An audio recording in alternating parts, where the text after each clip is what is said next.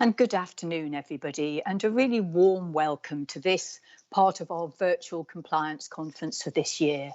And this session is on our standards and regulations. Where are we now? And I hope that some of you had the opportunity to join us in Birmingham last week and have come back to think a little bit more around this area. But a very warm welcome to people who couldn't be with us face to face, but have joined us for this session, and for people who are watching it on catch up.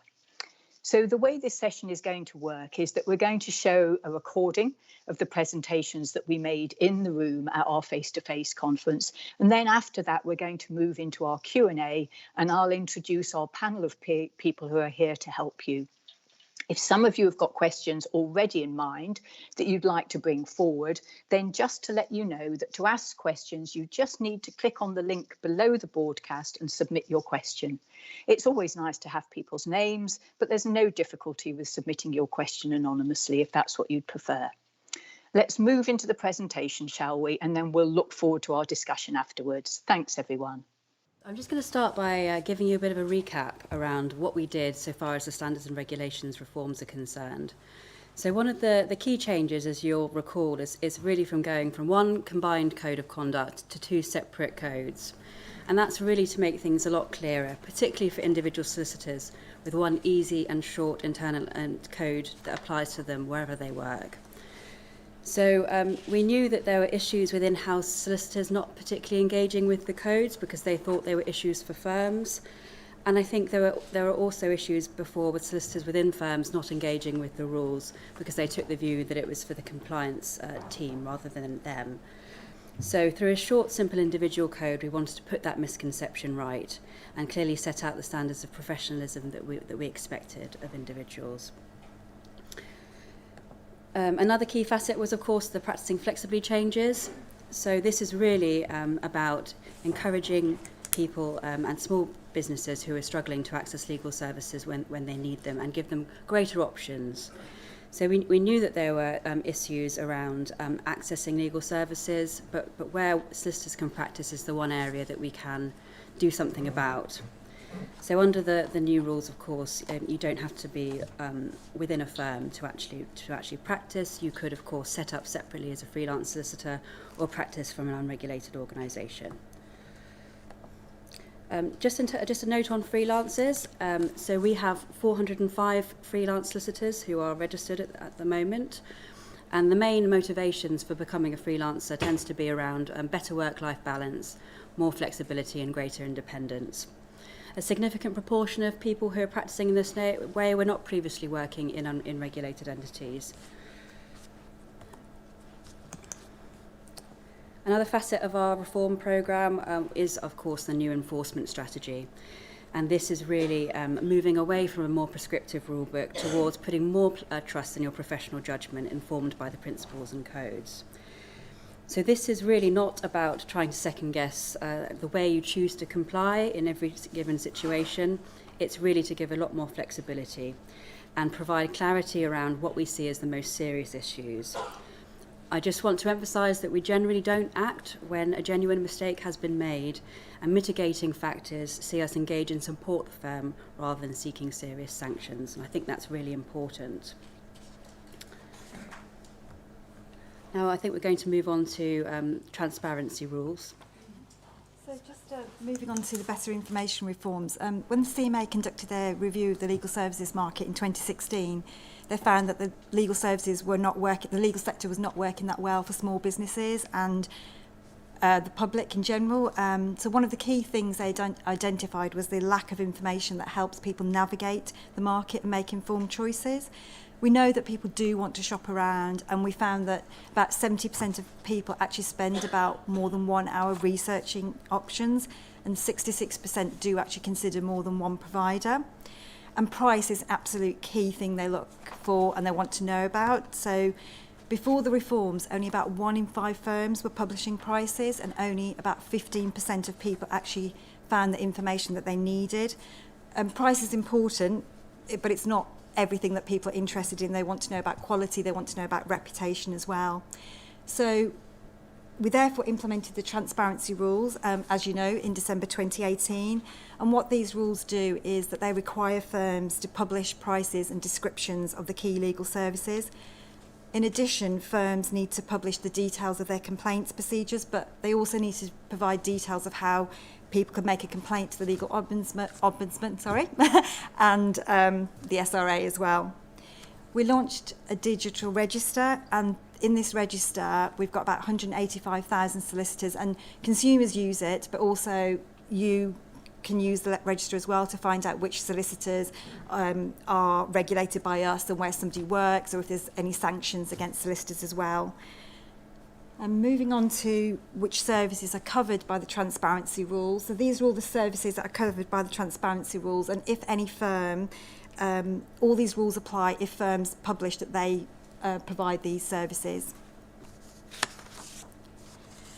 So that's the brief overview of our reforms. So how are we going to measure the impact of these reforms? Well, we have an evaluation framework, we have an evaluation plan, and we are committed to publishing evaluations at the 1, 3 and 5 year intervals.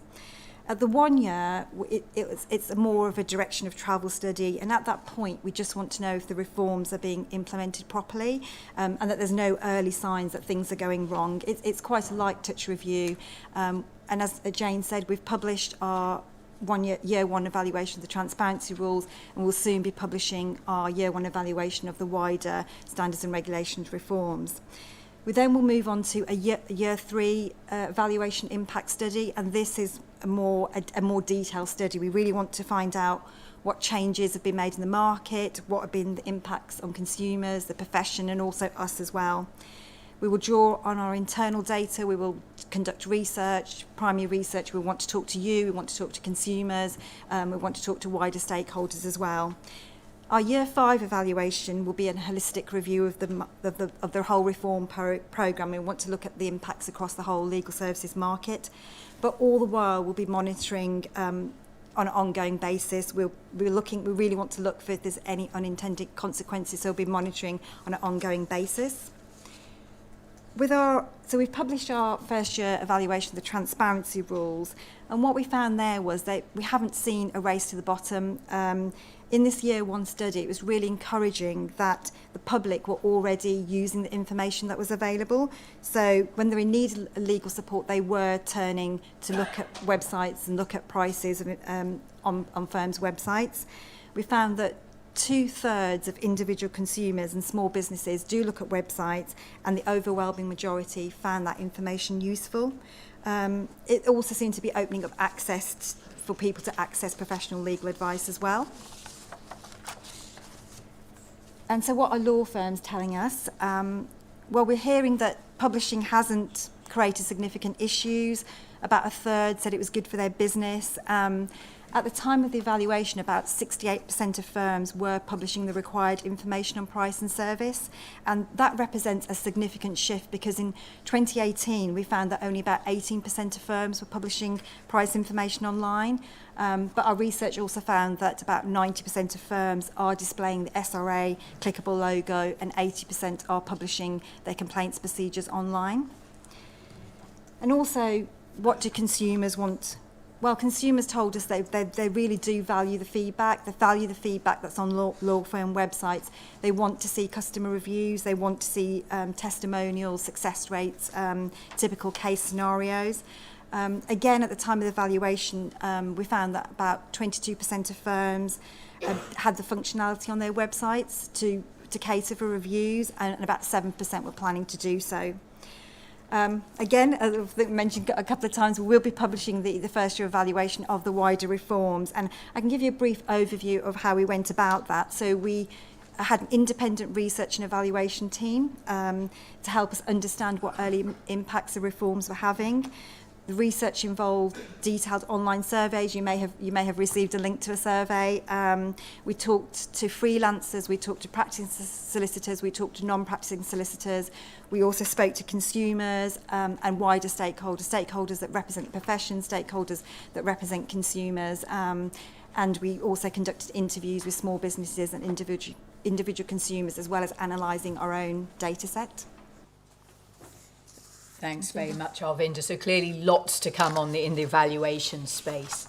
Natalie's going to pick up now, and one of the things that we thought would be interesting would be to look at how the standards and regs worked during COVID. Perhaps we're not quite out of COVID yet, but it was a bit of a test for what was a very new reform programme. So we wanted to just think through a little bit of how that went for everybody. Thanks, Natalie. So I'm just going to cover some of the common queries that we received during the COVID pandemic. I mean, I think firstly it's worth reflecting that this, of course, was a very unprecedented time. The standards and regulations were essentially a new reform, as Jane points out, but we haven't found that we've had to make any major changes to the rules, and I think that's really encouraging. So the main queries that we received were with respect to undertakings. So we've got rules that provide that you should perform undertakings within an agreed timescale, or if no timescale has been agreed with the client, within a reasonable amount of time. But that is really about having regard to all of the circumstances. And it's just really thinking about whether or not to add something new into your undertakings to take into account the risk of delay with respect to the effects of COVID. Quite a common query was around not being able to attend court because of COVID and what to do about it. So I think really it's about making sure that your client is informed about the situation and what that means. It might be the case that they are happy to represent themselves in court if it's within their capability. If not, it may be that you consider appointing an agent or counsel on their behalf, or contacting the other side or the court itself to discuss an adjournment, or other ways of dealing with the hearing, for example through phone or other non-contact means. Quite a lot of the queries that we received were with respect to supervision of staff, so particularly trainees that are working from home. Now, we don't have prescriptive rules around how staff need to be supervised. It's really about ensuring that you have good systems and controls in place to ensure that you're sort of dealing with client matters in a competent way. So there is flexibility around supervision. I also think it's worth flagging issues such as professional indemnity insurance. We have been receiving questions on this, and we know that it's an area of concern for many people. And our general advice to all firms is to engage with insurers as early as possible and well before the renewal date. We are conscious and we know that the market is hardening and that any economic downturn will make it worse. And we are continuing to monitor the situation with insurers, brokers and the Law Society. We know that the Law Society has been investigating government-backed private sector facilities, and they also have a support function, so it's worth contacting them if you have issues with respect to insurance. Just a few points on the accounts rules. So there is, of course, the requirement to pay client money into your firm's client account very promptly, and that is having regard to all of the circumstances, of course. And it's just worth keeping the client up to date if you've got issues that have come about because of COVID. Another area of concern is around the production of accountants' reports that generally need to be produced within 6 months. Again, we don't see these as serious breaches of our regulations, and we will, of course, be very flexible. Just finally, financial instability. I would just flag that there is an obligation to sort of keep this monitored on an ongoing basis, and to let us know if you are struggling with financial difficulty. Education and training issues. I'm not going to say too much about this. There is a dedicated website page on the SRA website that has a very detailed question and answer session. It goes back to the sort of flexibility that we've tried to provide around remote working, and I think that's where a lot of this sort of thing bites. What I will do is just move on to some tips for you. So we have standards and regulations online, and there's a lot of guidance notes and question and answer documents. It's fully searchable, so you should be able to find what you need. I think it's also worth looking at it in the context of the enforcement strategy, because that really sets out how and when we take enforcement action and what the most serious issues are. It's also worth flagging that we have a number of extensive topic guides on this area as well. So Arvinder has talked to you extensively about the transparency rules, and we do have a topic guide that covers that area specifically. We also have, of course, our Ethics Helpline, And you can that is manned by solicitors, and you can contact them either by phone or by email if you've got specific queries. And then I think a really important point that I'd like to reinforce, and if you take anything away from this session, it would be this. If you are unsure about how to comply, it's just worth taking notes of how and why you made your decision and reflecting on those. And that's something that we really do value. And then in terms of what is next, so Arvinder has mentioned that we'll shortly be publishing the 1-year evaluation of our standards and regulations reform. We're also going to embark on the 3-year evaluation for the transparency rules shortly as well. But we really would like to hear from you now. So how have the reforms been working for you, and what are your experiences? What more can we do?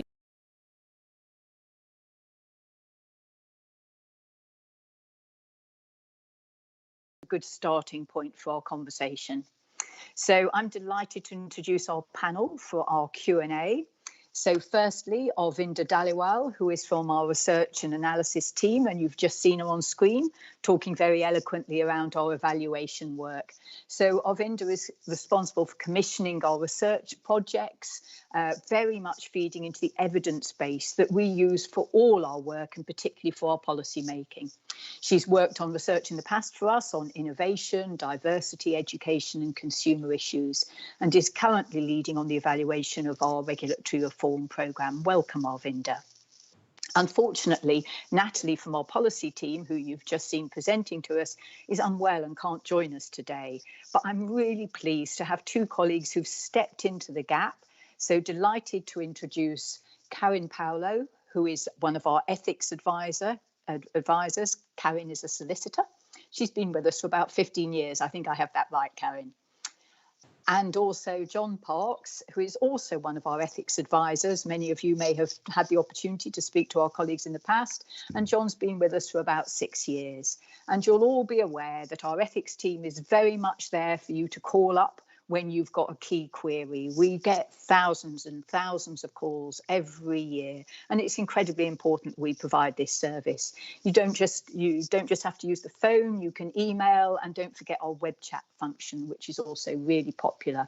The team also deals with applications for waivers of our rules and applications to pay residual client balances to charity. If anybody needs to pursue either of those, just give us a call.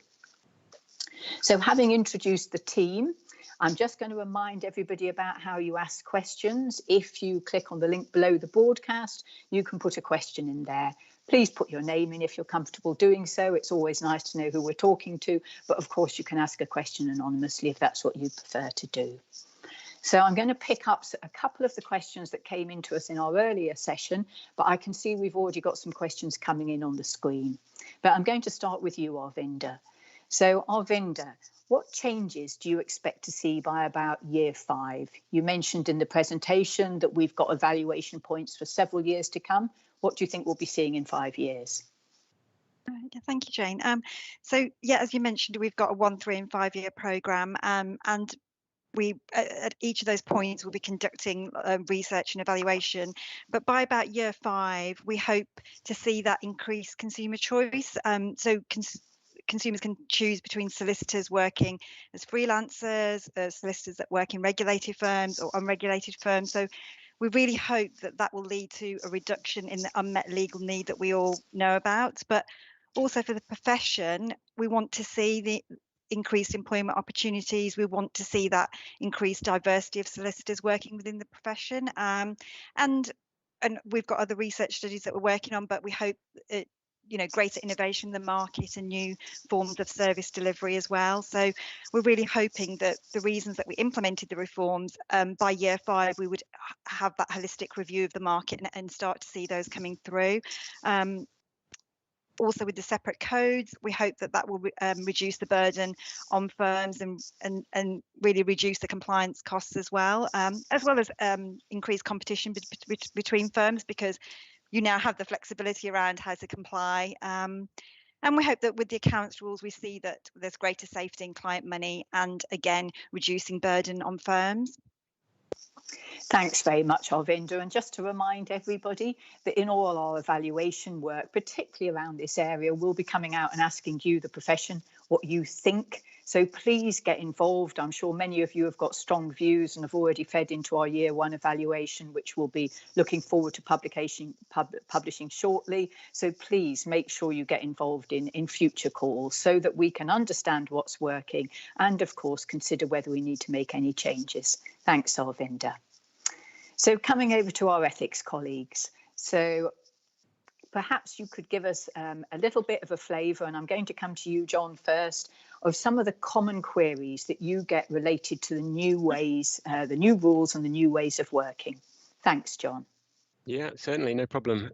So there's various things I could mention, but I think one of the biggest changes brought in by the new standards, as you mentioned, is about the different ways of working. So we removed the very prescriptive practice framework rules that were present in the 2011 handbook.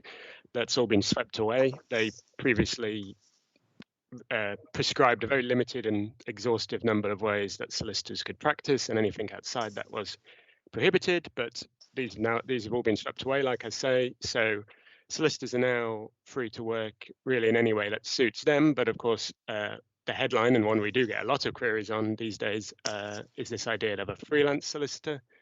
I'd say we get queries about this pretty much every day through to the helpline and email and web chat, which I suppose indicates what a popular way of practicing it is proving to be. So that's one big column, I suppose, of common queries that we're getting. And then from firms, a big change for firms would be the transparency rules, which were touched on in the presentation and in earlier sessions, I know. But this is another common area of query we are getting, especially around which elements of those rules apply to which firms, because some elements of the rules will apply to all firms, such as the digital badge, the complaints publishing, the complaints procedure publication. Other elements of the rule only apply to firms doing certain kinds of work in different areas. So we get a lot of queries about the application of those rules to individual firms. And yeah, another one I could quickly mention as well would be, and this is often from COLPS calling the helpline, asking about their reporting obligations. With the enforcement strategy, which is obviously such a key feature of the new standards and regulations, I think most solicitors are fairly clear. I think most solicitors are familiar with that now, but we're often asked about when to report as much as what to report. So we're often getting calls outlining a scenario and saying, would the SRA want to hear about this now or later? And we'll go through in depth the issues with them and point out that we don't want them to pass on any old concern that is raised without question, but at the same time we do want firms to feel they can come to us at an early stage, and prompt reporting is always preferable. So that's another big area of discussion we get through to the Ethics Helpline, I would say. Thanks very much, John. Plenty to keep you busy there. And Karen, how about you? What's your feel for the types of issues most commonly raised with you? Thank you, Jane. Yes, just to expand on what John was saying about the increased opportunities for solicitors to work in different ways. We used to have very strict rules for in-house solicitors on how they could act and which clients they could act for apart from their employers. That restriction has been removed from our new rules. So we get a lot of questions from solicitors who work for unregulated organisations about who they can act for, on what work they can do. And the rules provide flexibility, and we advise solicitors that they need, the starting point is the Legal Services Act, and they have to comply with the Legal Services Act. And we have really helpful guidance on our website for solicitors working in unregulated organisations, which explains a lot of the background and the limits. So we also get questions about the accounts rules and how they've changed from our previous rules, how they've been simplified. They are a lot less prescriptive. For example, there's no specific definition of office money anymore. We don't have specific time limits within which firms have to bank checks or move money or move money from clients to their business account. We get queries in addition about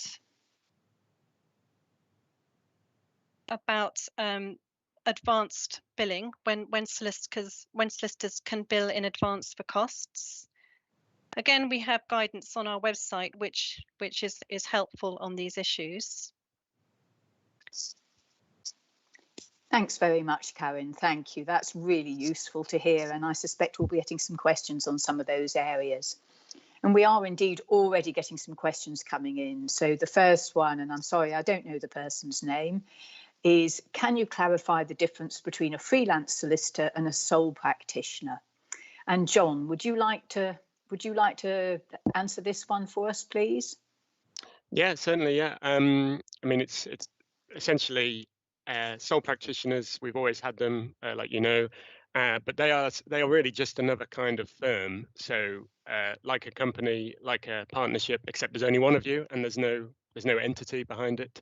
So, but we still regulate it in exactly the same way we would regulate a firm. So it's from our point of view, from a regulatory point of view, a recognised sole practice of a sole practitioner is a firm, the same way a partnership of two solicitors is, the same way a company, a law firm company is. Whereas a freelancer is just you, just the individual solicitor, and there's no separate firm that we regulate behind you. So the code of conduct for firms doesn't apply, for instance, and it is purely you as an individual that we regulate, and so that's why we'd say it's practicing on your own in every sense. There's nothing else but you. And that is what wasn't permitted under the old rules, which say if you wanted to practice by yourself, you'd have to set up a sole practice law firm that we regulated and authorized. And that is the big change. A freelancer is just the individual solicitor permitted to practice directly as an individual. So can I just also add that freelancer isn't actually a word that we use in our rules. It's just it's just a common name which is given for solicitors who are practicing on their own. So maybe solicitors get confused when they see that term because it's not actually mentioned in our rules and regulations. Thanks, Karen. Thank you. It's a really good point, and we all talk about freelancers. I wonder whether it's worth just reminding everybody that one of the areas of challenges we know is for sole practitioners who are thinking of moving to a freelancer status. Very different, as John has outlined, and mindful of that and some of the range of queries we get in. We've recently published a little bit more guidance on our website for people in terms of making that transition. So a reminder about the requirement to close down your sole practice, which is an entity, and then move to the freelancer way of working. So you can find out quite a bit more information on that and what the requirements are to do that on our website. So I hope that helps people as well. Thanks very much, Karen and John. And another question coming in that we know is really, really key for lots of people, which is following the move away from prescriptive rules to a principles-based approach, which was fundamental to our reform of the standards and regulations. We'll all remember the length of the old handbook and indeed the handbooks before that. So in moving to a principles-based approach, we've removed quite a lot of the prescriptive detail there, much of which was outdated or repeated swathes of existing legislation, never hugely helpful. But what's our advice to solicitors who find themselves having to make challenging or fine judgment calls? So I think that this is probably one for our ethics colleagues. So John, could I come to you on this one first? Yeah, certainly. Yeah. This is definitely a common area of discussion for us, as you can imagine, in the ethics team, because so much of the new approach is putting the onus back on the solicitor to make a call, use their professional judgment, and come to a decision. And that's a lot of responsibility, of course, and where decisions are challenging, I suppose what we would say on the Ethics Helpline is, well, make good notes, set out the factors that you're considering in coming to a decision, record everything, and then once you have come to a decision, even if we here at the SRA or if another solicitor down the road may have come to a different decision when faced with the same scenario, I suppose what we're trying to say is we won't necessarily second guess that decision as long as it's reasonable, considered, and your thinking process can be demonstrated. There is a paragraph in the Code of Conduct now, 7.2, the Code of Conduct for Solicitors, which says, as a solicitor, you should be able to justify your decisions and actions. So that's what we're looking for. Just have you actually made a decision in a considered manner, basically, and can you demonstrate that? And of course, to actually be able to do that, you do need to be familiar with our rules and our regulations, and we've got a whole suite of guidance now, of course, which you should familiarize yourself with, or else you won't be in a position to make these judgment calls. But the point for us, I suppose, is as long as you've gone through all of the rules, you've gone through the guidance, you've thought about it properly, and then made a decision, we shouldn't be second guessing that decision. And of course, it's worth pointing out that the Ethics Helpline is always here as well to talk things through. Thanks very much, John. And you took the words out of my mouth. If in doubt, phone a friend, which is us. So please don't hesitate to pick up the phone, email or web chat our ethics colleagues. But also John mentioned a really important point there, and you saw it on our slide presentation earlier, which is take contemporaneous records. We don't need to say that to the profession, of course, but if you are making a finely balanced judgment, write down your rationale at the time. You can't go wrong doing that, and it's the sort of thing that might be really useful at some point. And John's also mentioned the Swathe of Guidance, as have we all, I think, that we have on our website around this. And part of what we did with our new standards and regulations is change how we present all of that material to make it a little bit easier for everyone to find on the website and actually find on their mobile phones as well. But we keep it all under review and think about what more guidance we need to publish. And in part, we do that in line with what we hear from the profession. We pick up the traffic that goes through our ethics helpline, through our contact centre, but direct queries that come into us all in presentations like this, and clearly emails that come in making useful suggestions. So I've got a question for you, Arvinder, that's come in to us, which is, do you know what further updates are planned to the standards and regulations and guidance? Yeah, so we've got some guidance on wellbeing, integrity and sexual misconduct, which is due to be published, and those will be published after a period of stakeholder engagement. And we always, as Jane, as you just said, always continue to monitor our existing guidance and looking at policy queries, looking what's coming out of our research when we do go out and speak to the profession and other stakeholders, including consumers as well. But those are the guidance coming out updates coming out shortly. Thanks very much, Arvinder. And Arvinder's mentioned two areas there, which I'm sure everybody on the webinar will recognise have been hugely topical over the last few years, which is what's driving us to putting more material out there. So please do let us know what else you think might be helpful. And I've had a particular query, Arvinder, as to whether we're going to be providing any more guidance on own interest conflicts. So we haven't got anything planned at the moment. There's no plans to issue anything further, but of course, if any concerns are raised, we will always look into this. Thanks very much, Arvinder. Thank you. So I hope that's helped people who are looking for that, who've been looking for that information.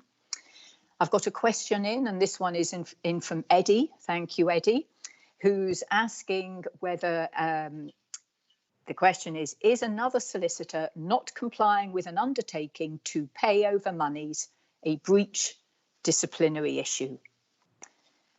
So I think that's the sort of question that's best directed to our ethics colleagues. So could I start with you on that one, Karen? Thank you, Jane. Yes, the short answer is yes, it is a breach of our code of conduct, in particular paragraph 1.3, which states that solicitors have to perform all undertakings that they give.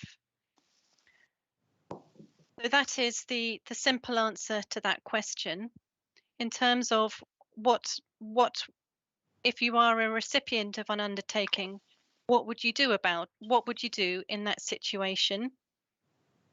You can, of course, report them. You can report the solicitor to us, but in terms of enforcing the undertaking, the recipient would need to consider legal remedies to enforce the undertaking, because the SRA doesn't have power to enforce that undertaking. But it is a breach of our code of conduct. Thanks very much, Karen. I hope that helps, Eddie. And I know we've had a range of queries coming into us about undertakings. And again, that's an area that we can certainly look at doing some more guidance on if it's such a particular issue for people. So we'll keep a sharp eye on that one and let us know if you feel that would be useful. Thank you. Another question that's come in, and I don't know if this is really one for ethics or Arvinder, it's a more general question, I think, which is how long do disciplinary decisions stay visible on the solicitor's register? So on this one, and I'm pleased to see the solicitor's register come up because that was a key part of our standards and regulations reform. So many of you will recall that we didn't traditionally carry a full register of solicitors and entities. We have various registers around ABSs and other areas. So we published late in 2019 a full register that in particular shows the difference and between how people practice. So it picks up the point on freelancers and sole practitioners and so on, for example, that John was mentioning earlier. But it does also link through to our database of disciplinary decisions, and you can click through into the register and find the decisions there. So the query is about how long those decisions stay on the register. And I don't know, John, would you like to pick up that one? Yeah, no problem. We do have a piece of guidance on this on our website as well, which I'll just mention at the outset. It's called Publishing Regulatory and Disciplinary Decisions. So, go and have a look at that for the full detail. But essentially, the answer is normally we will keep decisions up there for 3 years. That's the standard position. Although we have discretion. So if we thought there was some public interest reason for keeping it up there longer or even shorter, then we have that discretion. And decisions such as strike-offs and indefinite suspensions, I believe they will remain there until, well, in the case of a suspension, until that's over, or in the case of a strike-off, indefinitely. So that's the short answer. But do have a look at the policy online. And just to add to that it's also an area that we keep under review in terms of the length of publication, as you would expect, and as all regulators do. So again, something that if people have very strong views about, then do let us know. I've got a further question in relating to the enforcement strategy, and this is from Graham. Thank you, Graham. Does the new enforcement strategy and rules mean we need to monitor staff's social media activity away from work? Again, hugely topical. We all see the amount of reporting, not just in the broad, mainstream media, but in the what we might call the trade press, in the legal sector press, about people using social media. And I think we're all familiar with some quite high profile cases where things have been really difficult for firms and indeed for individuals. So Karen, what's your view on this one? Thank you, Jane. Generally, our enforcement strategy deals with private life. It has a section on private life, and generally what we say is that we would not get involved in complaints which relate solely to people's private lives. That's the starting position. However, we would be concerned with behavior that might impact on the delivery of professional legal services. And otherwise, the principles apply to solicitors and staff within solicitors' firms generally, even outside of legal practice. So it depends on what activity is going on, what the social media activity is. I think that's the approach that we would take there. But And could I add as well, there is in the Code of Conduct for Firms, there is paragraph 2.5, which talks about identifying, monitoring and managing material risks to the business. I don't think I would interpret that as meaning firms must monitor staff's personal social media accounts. I think that might be reading that a bit too far, but it obviously is good that firms are alive to the issue. And I suppose social media vetting could form part of firms' recruitment practices more and more in the future, for instance. But I suppose because our rules aren't prescriptive in this way, I don't think we would go so far as to say our rules mean you must monitor staff's personal social media, but it is an area it is a possible risk to be aware of. Thanks very much, John, and thanks, Karen. And to add to that, of course, it's many solicitors use social media and use it extensively. Like anything else, it's about using it appropriately. So if somebody is identifying themselves as a solicitor and, for example, there is racist or discriminatory content that comes to our attention, then it's certainly something that we take really seriously. But we're not suggesting that everybody should be watching each other's Facebook accounts. I think that's probably fair to say. My colleagues are free to disagree, but we're acutely conscious, as all regulators are, that social media is another way of communicating, and in just the same way as we would have real concerns about particular types of language or views expressed that would be widely considered in breach of what's expected or indeed unlawful, then it's the sort of area that we would be interested in looking at. Perhaps I can pick up the principles point again, clearly a really big area of interest for our audience.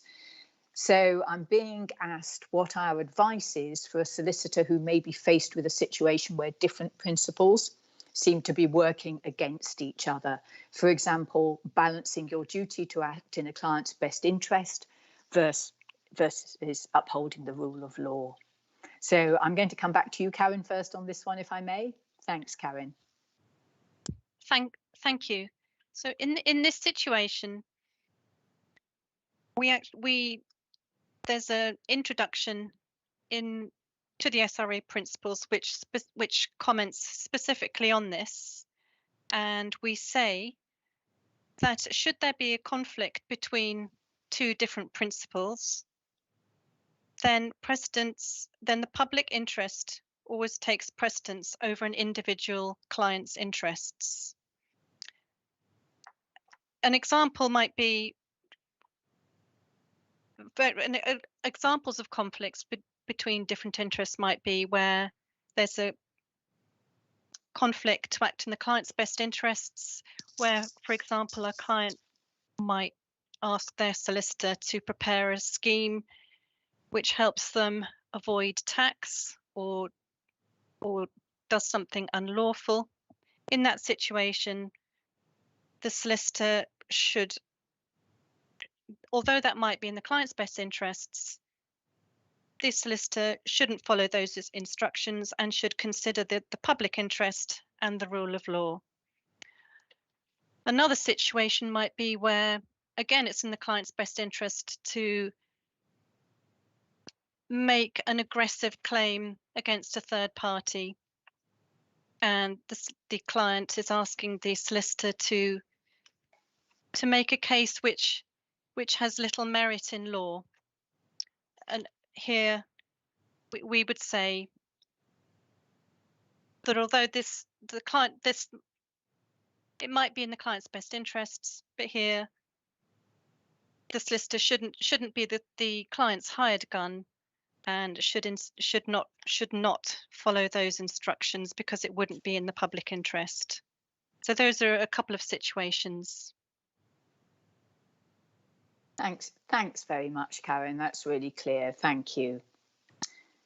And I've got another question that's come in about a very different area.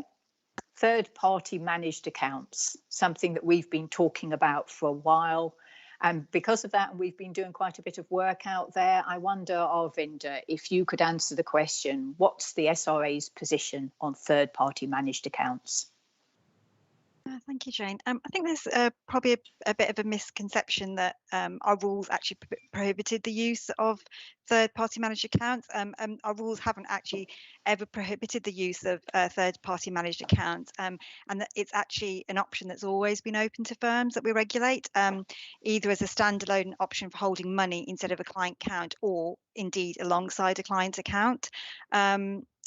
And I think back in 2017, we published guidance on our website about third-party managed accounts, and we also updated it in 2019, when at the same time as we implemented the new standards and regulations. And we included a new rule, I think it's Accounts Rule, Rule 11, about the use of these third-party managed accounts. And we've also got some guidance, and that again is on the website as well. And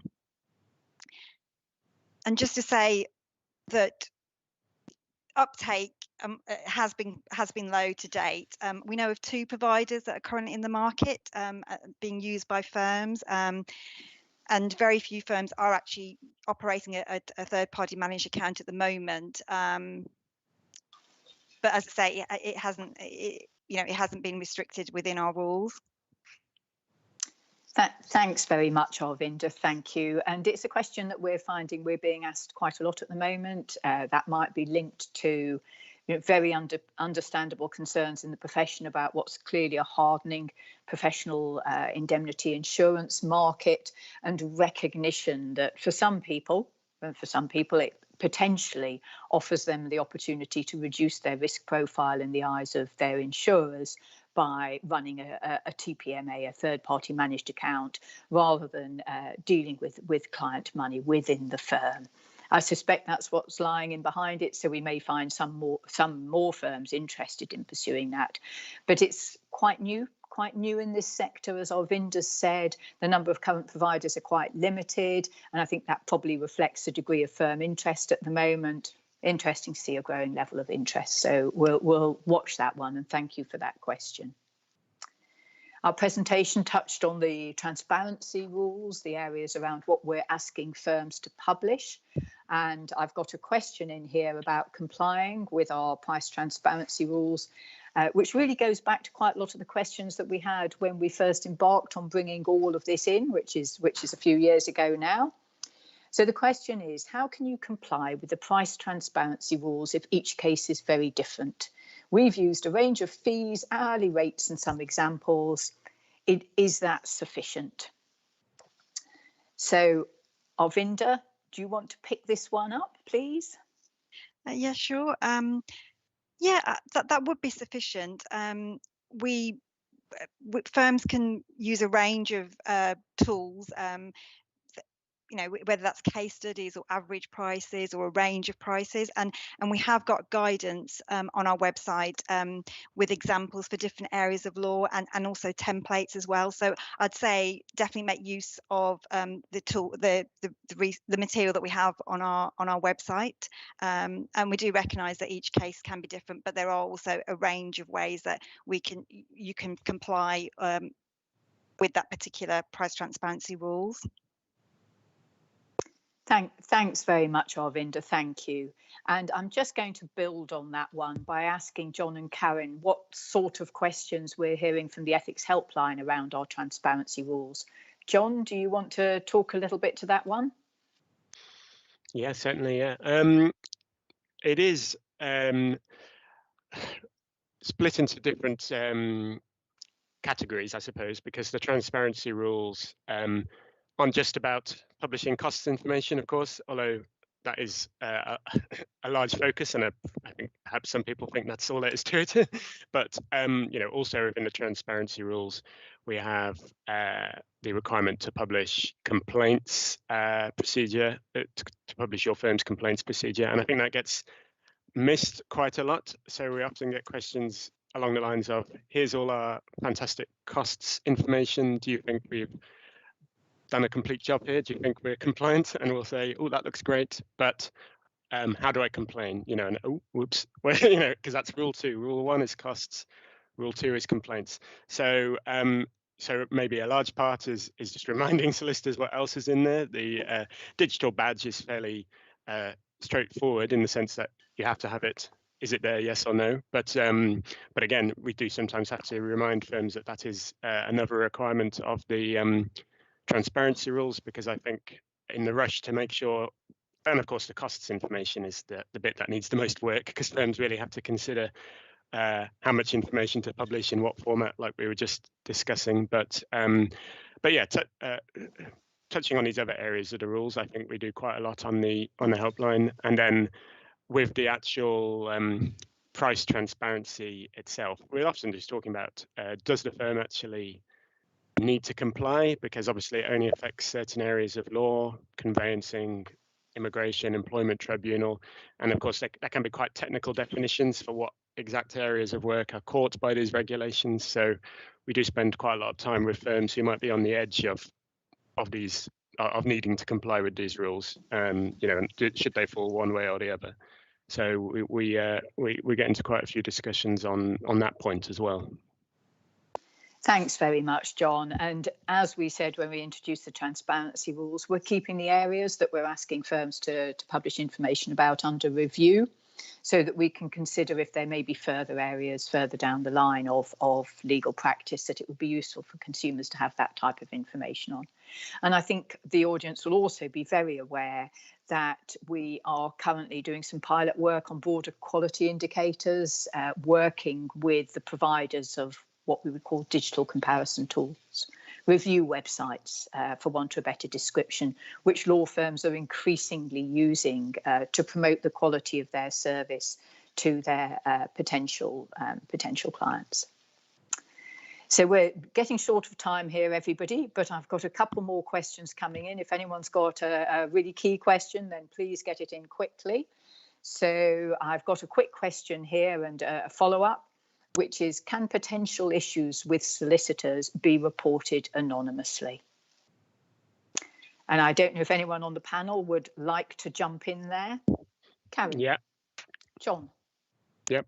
Karen, you okay, Karen, for me to go ahead? Yeah, I was just going to say. Yes. Yeah. Yes is the answer.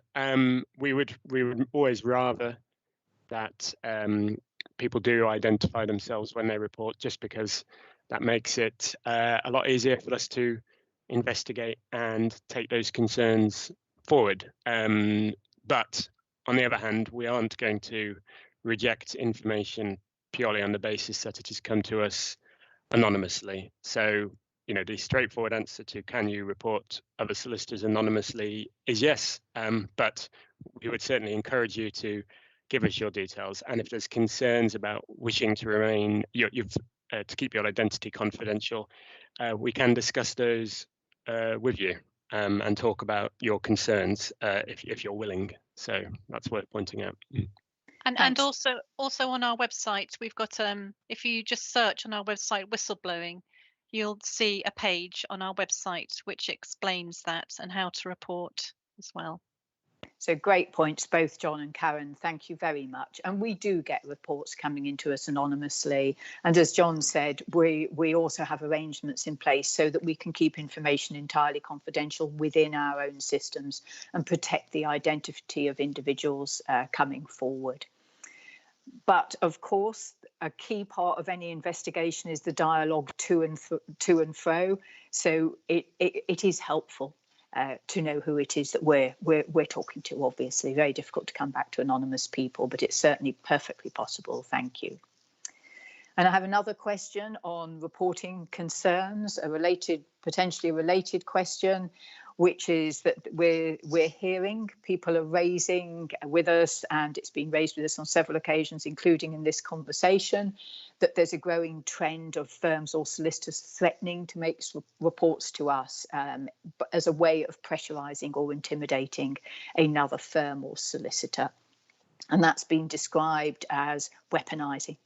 So we're being asked whether we can comment on the weaponised use of reporting obligations in this manner, and whether in itself it amounts to conduct which should be reported to us. So Karen, would you like to jump in on this one? And then I'll ask you, John, if you want to add anything. Sure, thank you. So what we'd say is we don't want to discourage solicitors from making reports to us of any matters that they think that need to be brought to our attention. And solicitors are required to report serious breaches to us under paragraph 7.7 of the Code of Conduct for Solicitors. However, if solicitors are making reports in order to as a threat, as a weapon, then there are conduct issues in that situation. They may be taking unfair advantage. That might be the case. They may be failing to act with integrity if they are using these reports to be vexatious or to put unfair pressure on another firm or solicitor. Otherwise, yeah, did you have any, John, do you have anything to add to that? Yeah, that's it really. I mean, I suppose the way I see it is the rules say if you're aware of serious misconduct, then report it. So there's not really room to use it as a negotiating or bargaining chip, because if something should be reported, then you need to come to us regardless of whether or not it helps in your current case. So a threat to report something serious, well, unless the other side takes X, Y, or Z action, yeah, I think that will often have demonstrated a lack of integrity, I would say, because if it's reportable, then report it, and if it isn't, then why are you threatening them with it, essentially? And yeah, that's what it comes down to. Either tell us or don't. But using it as a bargaining chip, I think we would often have concerns about. Yeah. Thanks very much, John. Thanks very much, Karen. And we do, of course, also get reports in from here. We hear of clients making reports to us, perhaps, or even saying to the solicitor that they're going to make reports to us. Equally, former or disgruntled employees sometimes take that approach. We get about 11,000 complaints about solicitors and law firms coming to us every year. We close down about half of them when we take a first look at it, and it's quite often in those types of categories. So just to remind everybody that, as John says, we do pick out the areas that clearly are suggesting that there are really material concerns for us to look at. So it's not simply the making of a report that is going to cause anybody difficulties or necessarily lead to an investigation. We'll look at what we're hearing, we will consider it carefully, and we'll look at what further action to take. Thanks very much. Really interesting question. That really is bringing us to the end of our session. So in conclusion, I'm going to say thank you very much. Many apologies if we didn't get to your question. We'll look at any further questions that we have and see if there's themes there that we can pick up in future sessions and webinars. And of course, if you've got a specific query, don't hesitate to get in touch with us, or indeed email, web chat, or phone our ethics colleagues, who I know are more than happy to help. As I said earlier, get involved in our evaluation work, please. We really want to know how it's all been for you. We've had lots of feedback for our first year evaluation of the standards and regulations, but we're always looking for more, and then we can build on that for the future. Been a good session. Lots of really interesting questions there, wide range, I think. But we want to know whether this format works for you. We've based this very much on feedback we had after our all virtual conference last year, that people liked the virtual sessions and the opportunity to watch them and catch up, as well as coming face to face, which is really why we're running this year. So please click on the feedback and let us know what you think. I have to say we've got one final session in our virtual conference this year. So tomorrow at 11:30, we're running a webinar on anti-money laundering, really key for the 6,000 plus law firms that we supervise for anti-money laundering purposes. So please do try and join us again if you can. And then finally, to say a huge thank you to all our panel. Thank you, Arvinda, Karin and John. And thank you to everybody who's supported us today. Thank you all very much. Have a good afternoon. Thank you.